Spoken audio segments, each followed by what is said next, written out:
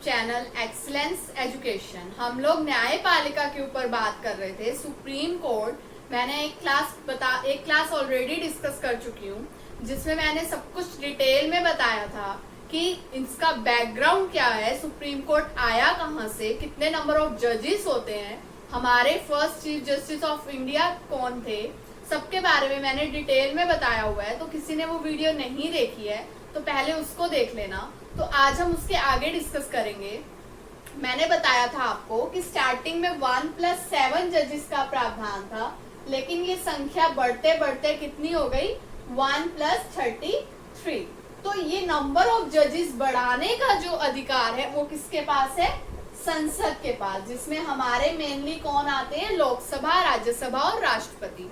तो ये number of जजेस ये बढ़ा सकते हैं और घटा भी सकते हैं, लेकिन घटाए अभी तक नहीं गए हैं, सिर्फ बढ़ाए जाते हैं। तो जैसे जैसे जनसंख्या बढ़ती गई, मामले बढ़ते गए, नंबर ऑफ जजेस बढ़ाते गए। तो क्या हुआ था, जब ये हमारी सुप्रीम कोर्ट बनी थी जनवरी 1950 में, तो इसके पास अपनी कोई भी पर्सनल बिल्डिंग नहीं थी काम करने के लिए। तो जब स्टार्टिंग में काम शुरू हुआ तो कहाँ पर किया गया, पार्लियामेंट हाउस में, जो दिल्ली में है संसद भवन, वहां पे एक चैम्बर, बड़ा सा हॉल प्रोवाइड कर दिया गया था। तो वहां पर ये काम करते थे।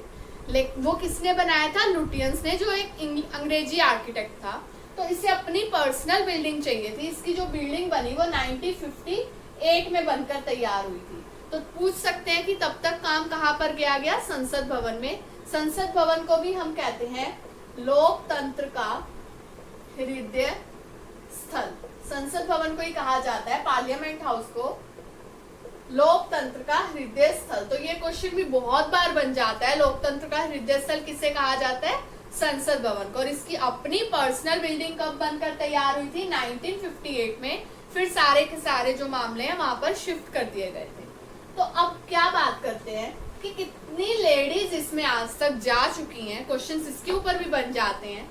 जो हमारी पोस्ट है चीफ जस्टिस ऑफ इंडिया की, 1 की जो पोस्ट है मेन चीफ जस्टिस सीजेआई की, वहां तक आज तक जो है 1950 से 2020 तक एक भी महिला नहीं पहुंच पाई है। कोई भी लेडीज जो है इस पोस्ट पर नहीं पहुंच पाई है। लेकिन सुप्रीम कोर्ट तक बहुत सारी महिलाएं पहुंची हैं, बहुत कम है एज कम्पेयर टू अगर हम मेल के साथ कंपैरिजन करते हैं तो बहुत कम है, लेकिन फिर भी बहुत सारी पहुंची हैं इन 33 में। तो पहली जो महिला पहुंची थी वो 1989 में गई थी, मीरा साहिब फातिमा बीवी। मोस्ट इंपॉर्टेंट क्वेश्चन है कि फर्स्ट महिला, मुस्लिम महिला कौन सी पहुंची थी सुप्रीम कोर्ट तक, 1989 में गई थी मीरा साहिब फातिमा बीवी, जो सीजेआई की पोस्ट पर नहीं पहुंची थी, सिर्फ सुप्रीम कोर्ट तक पहुंची थी। तब तो ये नंबर ऑफ जजेस भी कम होंगे। तो अब क्या होता है, कभी भी सुप्रीम कोर्ट में लगातार 3 महिलाओं ने काम नहीं किया था, एक जाती थी 2, इस तरह से चलता था। लगातार जो एक साथ एक पोजीशन एक ही टाइम पर जो काम कर रही होंगी वो 3 एक साथ नहीं थी। लेकिन एट प्रेजेंट जो है 3 महिलाएं सुप्रीम कोर्ट में जज हैं। कौन कौन सी हैं, आर भानुमति, दूसरी है हमारी इंदिरा बनर्जी, जो एट प्रेजेंट काम कर रही हैं तीनों, इंदिरा बनर्जी। एक है इंदु मल्होत्रा। ये 3 ऐसी जजेस हैं लेडीज जो एट प्रेजेंट काम कर रही हैं तीनों। तो आर भानुमति के बारे में थोड़ा सा सुन लो। ये फर्स्ट एससी महिला हैं जो सुप्रीम कोर्ट तक पहुंची हैं। मैंने आपको इनकी योग्यताएं बताई थी इन फर्स्ट क्लास में, उसमें आपने देखा होगा कि जिन्हें कितना एक्सपीरियंस हो वो यहाँ तक पहुंच पाते हैं। तो इनके जो घर का बैकग्राउंड होगा वो कितना अच्छा रहा होगा कि वो इतना एक्सपीरियंस लेने के बाद और इतनी पढ़ाई करने के बाद सुप्रीम कोर्ट तक पहुंची हैं फर्स्ट एससी महिला। इंदु मल्होत्रा जी के बारे में भी आपने सुना होगा लास्ट ईयर न्यूज में। ये ऐसी महिला हैं जो 10 ईयर एडवोकेट का एक्सपीरियंस हाई कोर्ट में पूरा करके गई हैं। मैंने आपको बताया था ऑलमोस्ट जो जजेस जाते हैं वो 5 ईयर जजेस 5 ईयर हाई कोर्ट में जज के रूप में काम करके जाते हैं। बहुत कम होते हैं जो 10 ईयर एडवोकेट के रूप में जाते हैं। तो इंदु मल्होत्रा जी उन्हीं में से एक हैं जिन्होंने 10 साल तक हाई कोर्ट में एक वकील के रूप में काम किया है। अब बात करते हैं इनकी सैलरी स्ट्रक्चर के ऊपर कि इनकी सैलरी स्ट्रक्चर क्या है। जो हमारे सुप्रीम कोर्ट में जजेस हैं 1+33, अगर मैं यहाँ पे 33 मेंशन करती हूँ डेट मीन्स बात किसकी हो रही है, सुप्रीम कोर्ट की। बिकॉज हाई कोर्ट में हमेशा आपको यहाँ पे क्वेश्चन मार्क देखने को मिलेगा। मैं हाई कोर्ट की क्लासेस में इसे डिटेल से बताऊंगी, एक बार ऑरली सुन लो। क्वेश्चन मार्क का क्या मतलब है, हर एक राज्य की अलग हाई कोर्ट है, उनकी अलग नीड्स हैं, तो वो अपनी नीड के अकॉर्डिंग ये नंबर ऑफ जजेस डिसाइड करते हैं कि किसमें कितने होंगे। जैसे यूपी में बहुत ज्यादा जनसंख्या है तो वहां पर ये 160 है, ऐसे ही अलग अलग राज्य के अलग अलग होंगे। तो बात करते हैं इनकी सैलरीज के ऊपर। जो सुप्रीम कोर्ट के मेन जज हैं, चीफ जस्टिस ऑफ इंडिया, उनकी सैलरी कितनी है, 2.8 लाख, मतलब 2,80,000 सैलरी है किनकी, हमारे चीफ जस्टिस ऑफ इंडिया की। एंड जो ये अदर जजेस है सुप्रीम कोर्ट के, इनकी सैलरी क्या है, 2.5 लाख, 2.5 लाख। अब बात करते हैं हाई कोर्ट के जजेस की। यही वाली जो सेम सैलरी सुप्रीम कोर्ट के अदर जजेस की सैलरी है, वही सेम हमारे हाई कोर्ट के चीफ जस्टिस की सैलरी है।